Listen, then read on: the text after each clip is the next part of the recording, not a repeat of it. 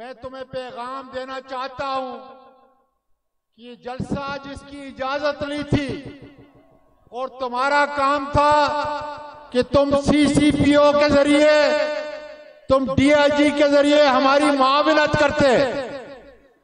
अदालत ने हमें इजाजत दी, हाई कोर्ट ने हमें इजाजत दी, लेकिन 2 बजे से लेकर 7 बजे तक तुम मुझसे वादा करते रहे कि तुम सारे कंटेनर मेरे लाहौर और लाहौर से बाहर आने वाले इन आजादी के मतवालों के लिए खोलोगे।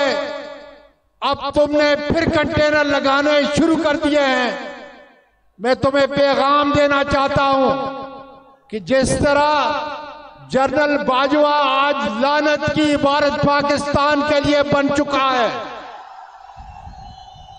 इसी तरीके से इंशाअल्लाह ताला मोहसिन नकवी, तुम्हारा ये सीसीपीओ, तुम्हारा ये डीआईजी इंशाअल्लाह ताला इस लाहौर और पाकिस्तान के अवाम के लिए नफरत की इलामत खुदा के फजल से बनेंगे।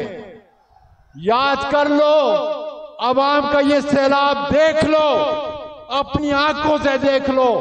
इंशाअल्लाह ताला आजादी के इज्मत वालों को कोई रोक नहीं सकता और इंशाअल्लाह इमरान खान की क़ियादत में आजादी तुमसे लेकर रहेंगे।